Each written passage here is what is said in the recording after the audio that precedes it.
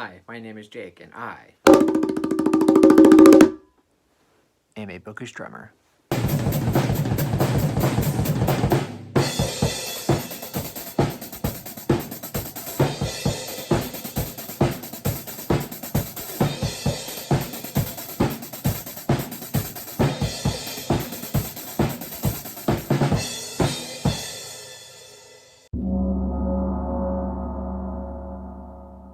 So for this video, I will be doing my long-awaited February and March wrap-up. I've realized that I haven't been really keeping up with my wrap-ups, so I'm going to try to do a better job of doing that, at the end of every month.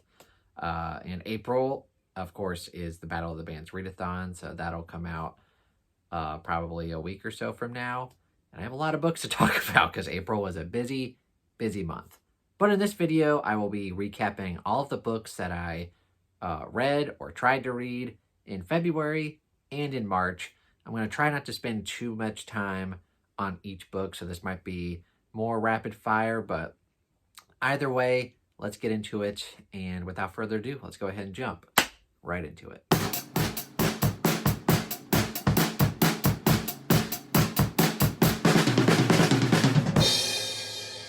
So in February, I only completed 9 books.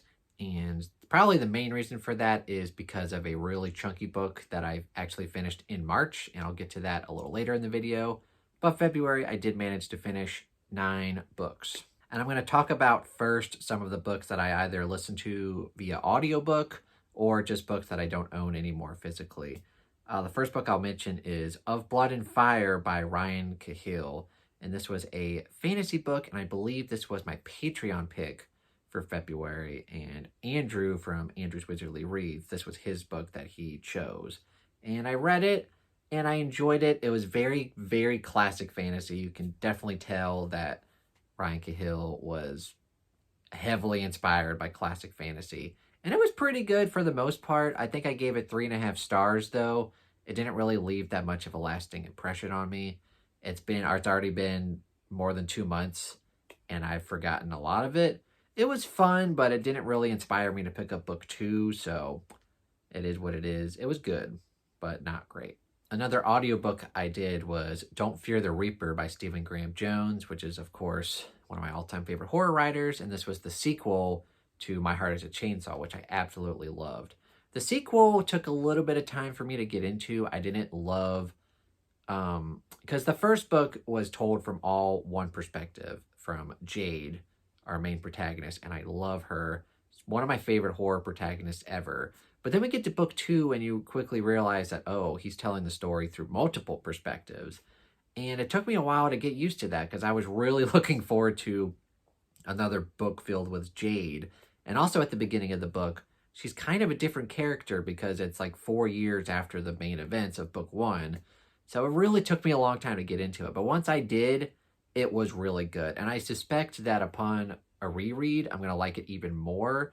So probably when the 3rd book comes out, hopefully in a year or 2, I'll reread it and I'll have a better understanding of what it is, and I'll enjoy it a lot more. So yeah, Don't Fear the Reaper was very good. I gave it 4.5, or no, I just gave it 4 stars. Another book that I did via audiobook was The Plot by Jean Humph Corlitz. Don't know how to pronounce that name, but it was the first book for our me and Stacy's Thrill, Chill, or Kill book club. A lot of people thought it was good and okay, so they gave it more of like a chill rating, so like anywhere between probably like 3.5 stars. I loved it though. I gave it 5 stars. I thought it was amazing. It also helps that it was narrated by my favorite narrator, Kirby Hayborn, but also just the story. I loved the premise of this. Essentially, it's this guy who has this student, this really arrogant student has this like brilliant idea for a novel, but then he ends up dying, and then the teacher kind of steals that idea and becomes like internationally famous. And then he starts getting threats that someone's figured out what he's done, and then it kind of goes from there. And I thought it was brilliant, and I loved the ending. Yeah, I absolutely loved it, and I gave it 5 stars. The next book I'll talk about is One Flew Over the Cuckoo's Nest by Ken Kesey. And this book was chosen for me to read from Cat Lady Penny, who won Guess the Beach for the month of January. So this was her pick for me to read. And I've had this on my shelf for quite a while because I've watched the movie a few times and I really enjoyed it, Jack Nicholson. But I never read the book, and I always heard that the book was a lot different. And it is, but it is very similar as well. And I just really enjoyed it. I gave it 4 stars, I believe. And yeah, it's a classic for a reason. I loved the dialogue and, of course, the character. I have a hard time remembering his name, but basically Jack Nicholson's character is all over the place. It is a little different because the actual, not protagonist, but the narrator of the story is a completely different character than him. And it's interesting getting their worldview on like what's happening in the psychiatric unit. And yeah, it's very good and the classic for a reason. So a good pick by Penny. Also in February, we continued our Shattered Sands read along with book 4, Beneath the Twisted Trees. And this was also a reread for me, although I had kind of forgotten a lot about it because it had been a while since I read it. But yeah, it was a blast. And yeah, not much to say with the 4th book in a series, but yeah, I had a really good time. And I'm really glad that, the people who chose to read it with me are also having a really good time, or they've since finished the series and have really good positive feedback for it. So yeah, one of my all-time favorite fantasy series, and I'll get to the other books in a minute or so. Speaking of continuing series, I read Demon in White by Christopher Rocchio, which is the 3rd book in the Sun Eater saga or whatever series. I liked book 1, but I had some kind of pacing issues and story issues, so I gave it 3.5 stars. Book 2, Howling Dark, I liked a little bit better. It was 4 stars, but this one I think is where the series really gets going. Still not perfect, but I gave it 4.5 stars. The pacing was on point. The characters were even really good, because my main complaint with the series is that the main character of Hadrian Marlowe is excellent, but the characters around him, the side characters, I really don't give a crap about. But in this one, there's a few characters that you start to really enjoy more, and the story gets really crazy, and the sci-fi elements are really out there. And yeah, I think this really gets going, and I'm definitely looking forward to checking out book 4, Kingdoms of Death, in May. Also continuing a series, I read Jade War by Fonda Lee, which is book 2 in the Greenbone saga. I had read Jade City, I think a few months prior. I liked it. I didn't love it. I gave it 3.5 stars, and kind of the same deal with this one. I liked it, but I didn't love it, and I gave it 3.5 stars. I've heard from several people, though, that it's supposed to get better and better. This one, like I said, I liked pretty much just as much as the first one. It took a long time for me to get into it, because the first, 200 pages, I guess, is just setup. Not really much happens. And then some stuff starts to go down. You get some interesting character work, too, towards the end. But overall, I'm not in love with this series yet. I'm currently reading book 3, which is Jade Legacy, which apparently a lot of people, even though if you don't love book 1 or 2, book 3 is still supposed to be an amazing book. I'm enjoying it so far, maybe slightly more than book 1 and 2, but I'm just not thinking that this is going to be an all-time favorite fantasy trilogy. Let me know if it is for you. But for me, they're pretty good, but not great. And then with a kind of a random book opposed to all the other ones that I read in February is The Making of Us by Lisa Jewell. And the reason I read this in February is because I was gifted this book for Christmas, and so was Stacy's sister, who was also gifted this book by me. So we ended up buddy reading it in February. And it's one of Lisa Jewell's older books before she got kind of famous for her mystery thrillers. This one kind of has a mystery to it, but really it's sort of a family drama where a group of people are slowly starting to figure out who their sperm donor father was. And you're kind of getting entangled in all of these people's lives and their individual drama. So I didn't love this book like I do her other books, but it's still got her fantastic writing style and her incredible atmosphere that she creates. It's just not as mind-blowing as some of her other books. It was pretty good, though. I gave it 4 stars. And the last book I have to talk about for February is The Bone Shard Daughter, which of course is a reread for me. And this was the third time I had read this book. And it's the third time that I gave it 5 stars. I still stand by my statement that it's one of the best fantasy debuts. I love the amnesia trope in here. I love the mystery that Andrea Stewart creates. I love the characters and their perspectives. I love the setting. I love the magic system. Like everything that could have gone right in this book does go right. And then I'll talk about book 2 that I read in March for the first time in a few minutes here. But yeah, book 1 is still amazing. All right, now we're moving on to March, and I'm going to first get out of the way the audiobooks and other types of books so I don't forget, because I've got my physical copy over there, got my laptop here that I'm looking at. So the first one I have is another Thrill, Chill, or Kill book club pick, which was The Perfect Family by Robin Harding. Now, this one I didn't quite like as much as The Plot, which was our first pick. The Perfect Family was a lot of fun, though, and it was 4 stars for me. It got a bit ridiculous towards the end of the book, and I didn't really like a lot of the reveals that happened, but this was a very compulsive read, and it was very exciting to read because you're trying to figure out who is like blackmailing this family and who's behind all this and what's happening. So all of that stuff like slowly getting revealed throughout the whole book was a lot of fun. But then you get to the end of the book and it's kind of a letdown. But it was fun nonetheless. So I gave it 4 stars. One of my most anticipated books for the year was Mothered by Zoe Stage. And Stacy kept making fun of me because I had the ARC for it, like an ebook copy of it for months. And I just never got around to it. And so I finally got the audiobook for it and the paperback for it in March. So I finally read it. And I was not disappointed. I gave it 5 stars. Very typical Zoe Stage horror character examination. And this one was especially good because it was basically a mother-daughter relationship that's kind of on the fence and not very healthy, to say the least.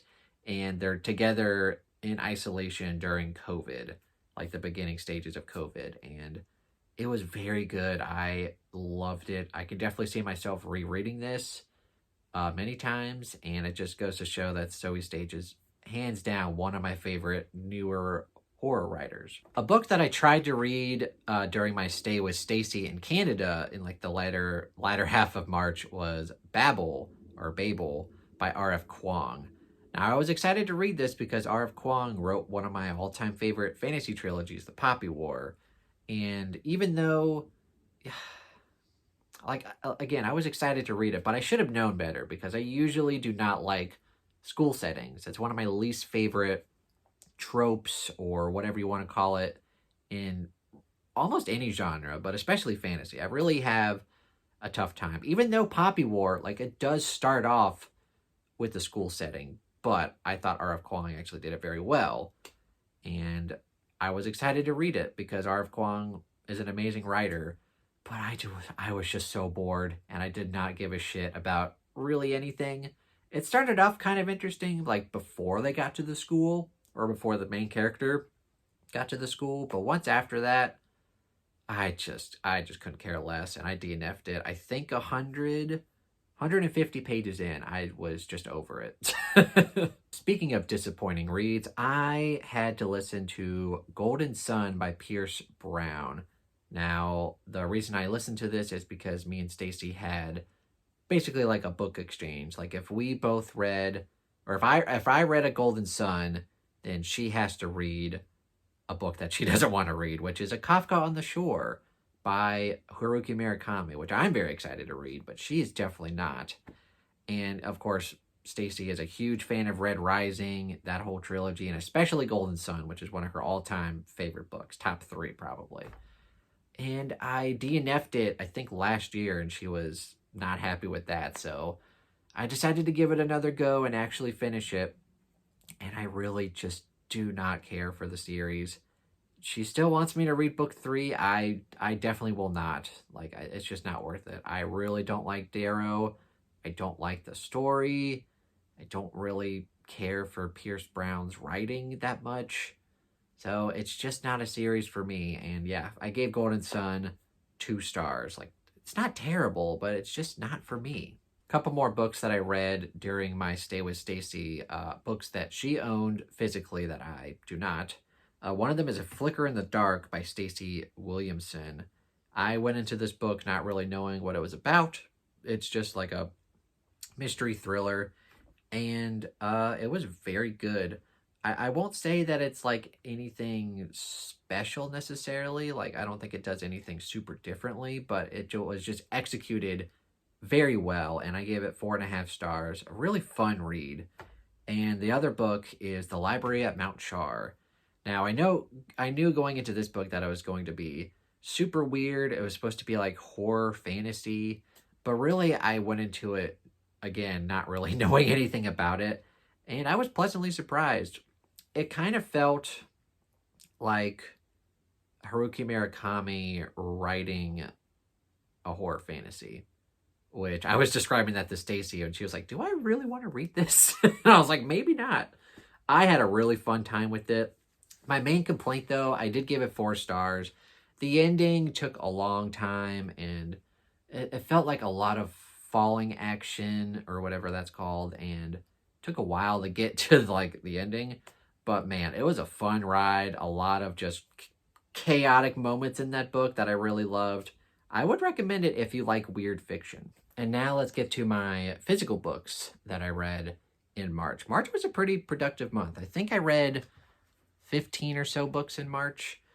A lot of these were actually finishing up one of my all-time favorite fantasy series, which you can probably tell is Shattered Sands.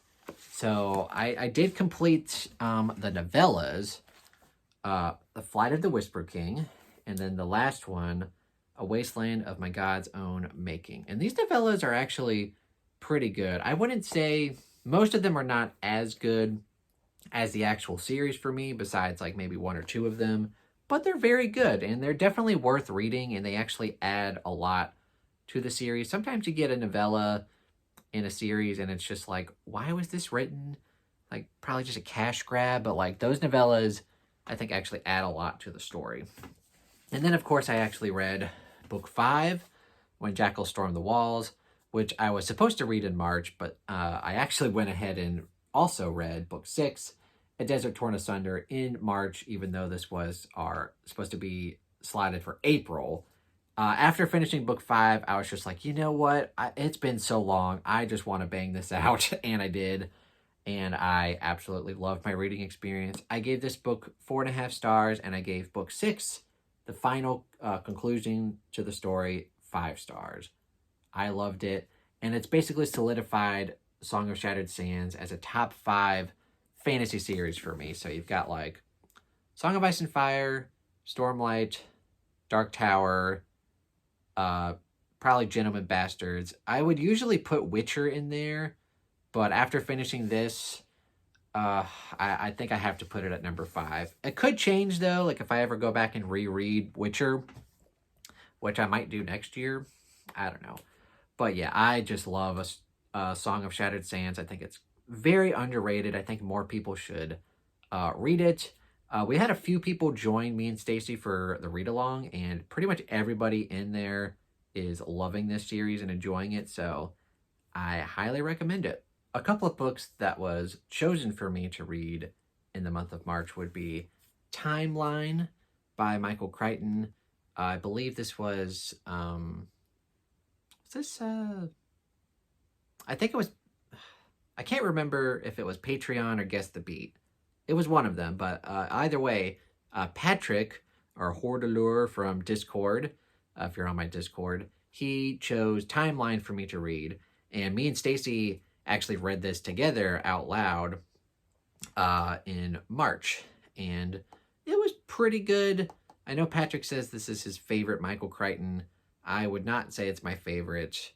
Definitely not the worst, though. It was fun. For me, it was funny because me and Stacy kind of had opposite reactions to it. I mean, she didn't love it either, but getting back to my point, I actually loved the sci-fi element of like actually explaining how the time travel worked, and she kind of glossed her eyes over that, like, "Ah, I don't care about that." And then when it got to the medieval stuff, she actually liked that a bit more than I did. I'm not a huge medieval person, like knights in shining armor. I don't know. It doesn't do it for me. But overall, timeline was fun. Probably a bit too long. And then, of course, just a lot of tropes like here comes the cavalry, which doesn't really work for either of us. It was fun. Good time, but definitely not one of Crichton's best, in my opinion. And the other book that was chosen for me, either Patreon or Guess the Beat, I think Guess the Beat, now that I'm thinking about it, was The Ruins. And I believe Justin, maybe?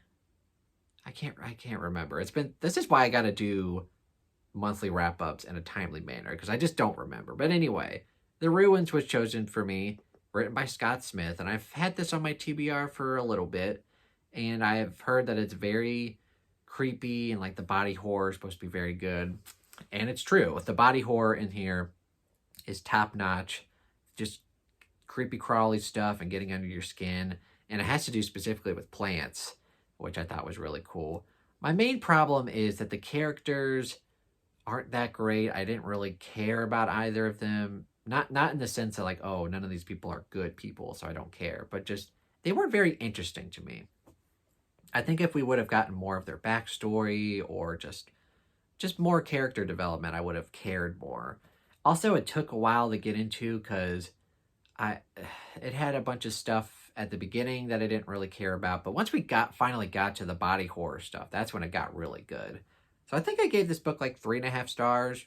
It could have been better, but the body horror stuff was definitely worth it. Oh, also, before I forget to mention, I also read or listened to Evidence of the Affair by Taylor Jenkins Reid, which I got on Audible for like $1 or $2, and it's like an hour long short story essentially.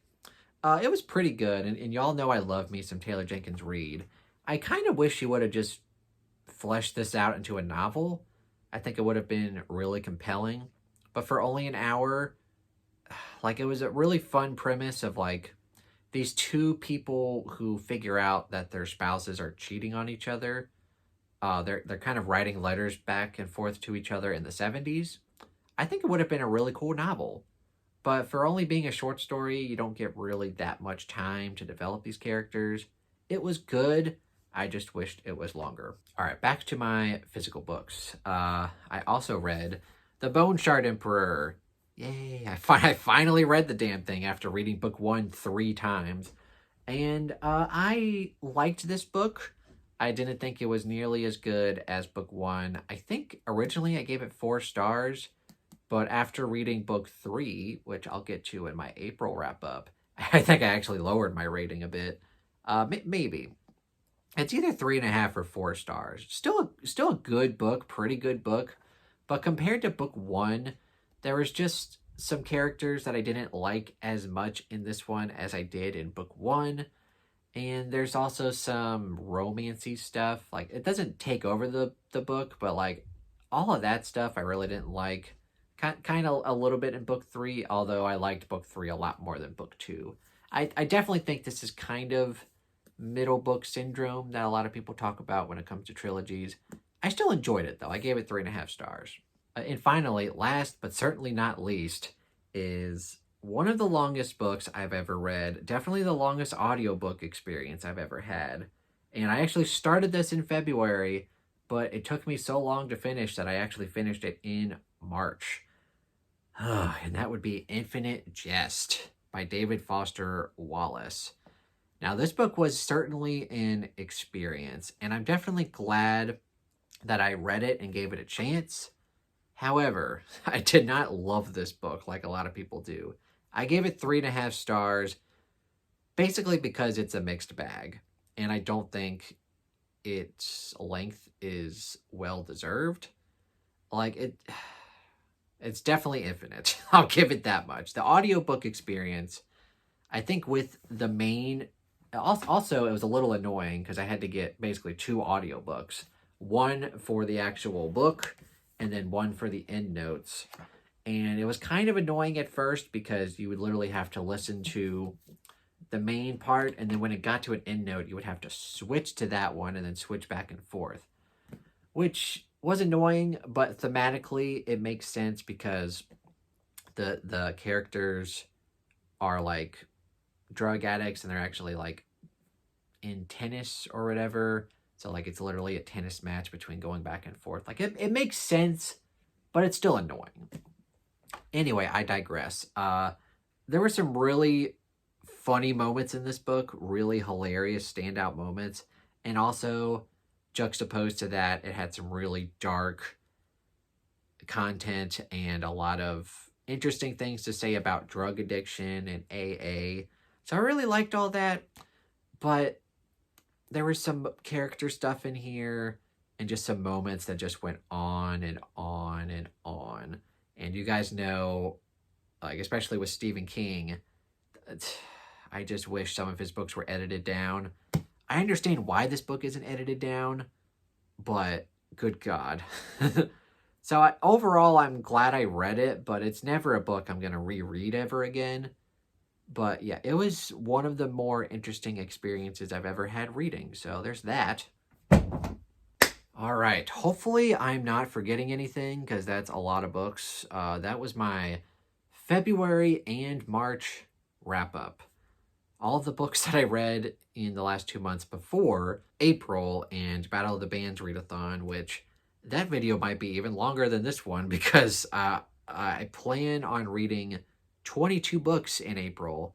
I don't know how many books this was, but that's got to be pretty damn close. Yeah, a lot of books. Probably a lot less books in May, and I'll probably talk about that in my May TBR. But essentially, I want to read a bunch of longer books in May because I read a ton of short books in April. Plus, Stacy's going to be here in May, so, you know, we don't get a lot of reading done anyway when we're together. But yeah, that's my February and March wrap up. If I mentioned any books that you guys have read, please let me know what you thought of them down below. Yeah. I have no idea how long this video is. I feel like I've been filming for a while.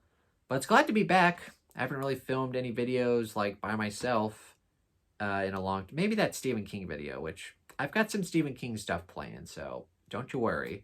I'm going to try to get into more of a filming routine because April, like I've mentioned, lots of stuff. Been working a lot, and the readathon, and actually trying to get books read for the readathon. Yeah, kind of took over my life, but I should be getting back to normal here.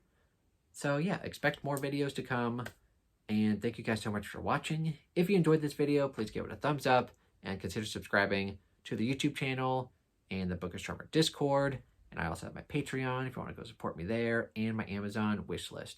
Thank you guys so much for watching, and have a fantastic doodly ass day. Go do it.